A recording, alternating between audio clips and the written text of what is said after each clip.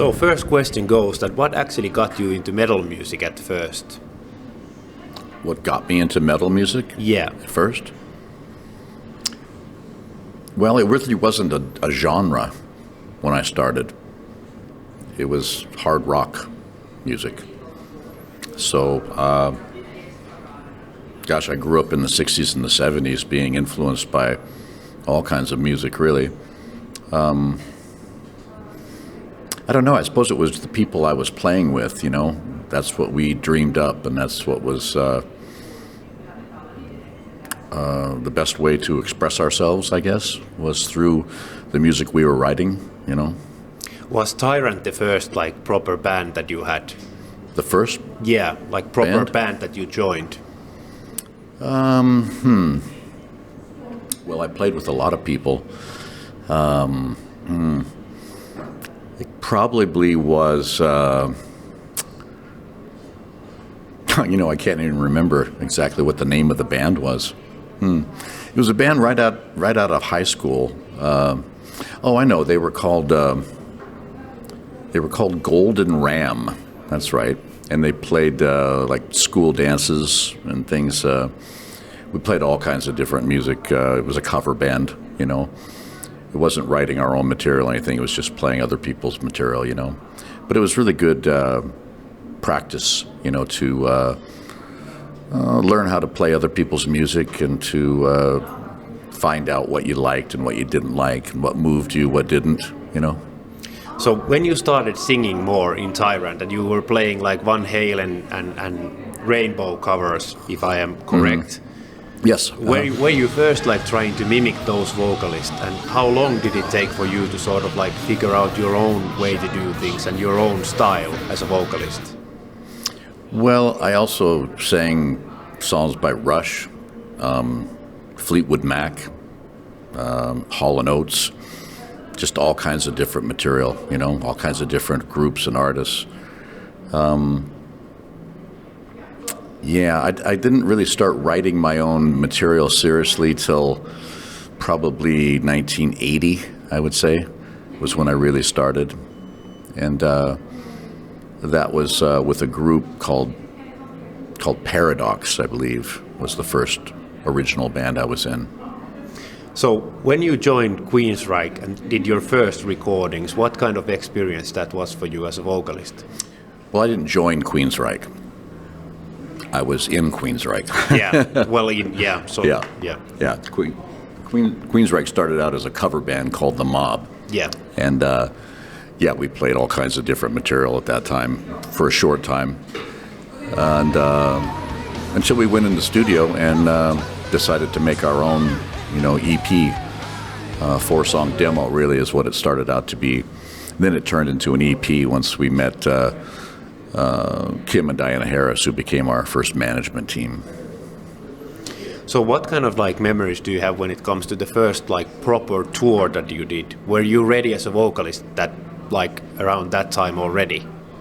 And what kind of experience it was for you, like vocal wise, to do the tour, like play shows many days in a row? Oh yeah, by that time I was very strong. Yeah, I didn't have a problem. And I think our first tour was with Quiet Riot on their Mental Health album. I'm trying to remember the date right offhand. It's something like 1983, I think, something like that. Yeah, I felt strong and good and very comfortable. And you know, when you sing for half an hour, it's easy. Okay. It doesn't require a lot of endurance, you know.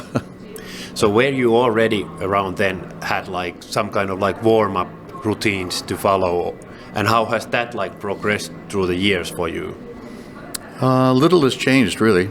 Yeah, I still warm up all day long, really. You know, I start humming and singing in the shower, you know. Okay. And it's always been like that? Yeah. And I typically do a sound check every day. I like to really warm up at sound check. Are there like some certain foods or drinks that you wouldn't rather have before the show that you feel that they affect somehow your vocal cords, for example? No, I pretty much eat and drink what I want. I have to be careful that I don't drink too much wine. So you feel that dries up you if you drink too much? No, it makes me drunk. Okay, and I so fall off the stage. Yeah, I don't want to do that. Okay, so it's more like that issue, not for getting like too dried up and it affects you that way. No. The only time I've ever had a problem with my voice is when I have like a sinus cold, you know. Then I'm useless. I lose all my range and everything, you know. But I've sang very well through having the flu, pneumonia, strep throat. Yeah, you name it, I've had it, you know, and sang fine, you know. But just that, when the sinuses go, I'm done, yeah. So you have obviously released a lot of albums during your career, but are there like some specific albums that you could point out where you have taken a step as a singer, that you feel that this is like a next step for you? Every album is my next step, really. Okay. Yeah, I kind of look at each album as, kind of a personal validation, really, you know. When you stop and think about it, it's a pretty amazing thing that you can take an idea and turn it into something tangible, and you can present it to people and affect them in some way, you know. With your music, it's astounding to me and amazing that the power that music has, you know. It really moves people and sets the mood, sets the tone. It's a very powerful medium, and I'm still, after all these years and 20-some albums, I'm still amazed at it. Mm-hmm. So are there like some tracks on those 20 albums which you feel that you wouldn't want to perform like today, that they are like so difficult that you have sort of like chopped yourself in a way that they are like quite hard to replicate live, for example? No, not so much. There's a lot of music that I've never played live that I would love to, you know, hopefully someday. Yeah. What were your parents' reactions when they heard that you joined a metal band and started singing metal music? I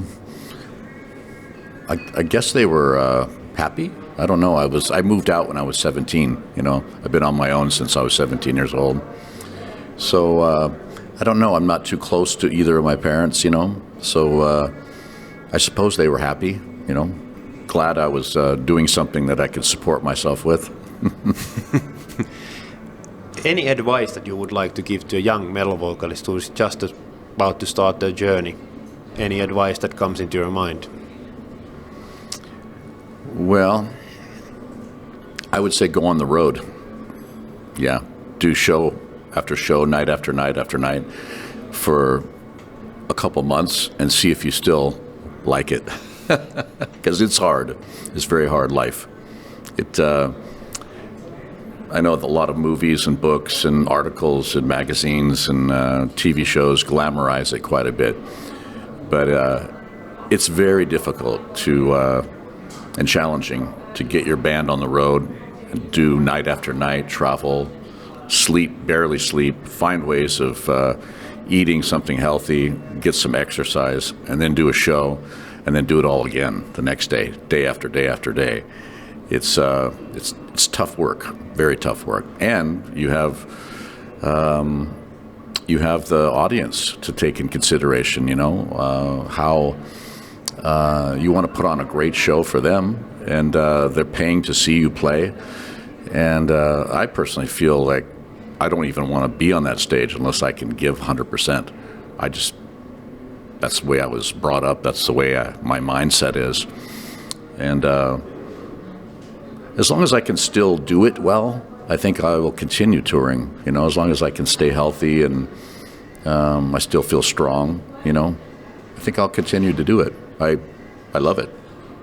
Thank you a lot for this. Sure.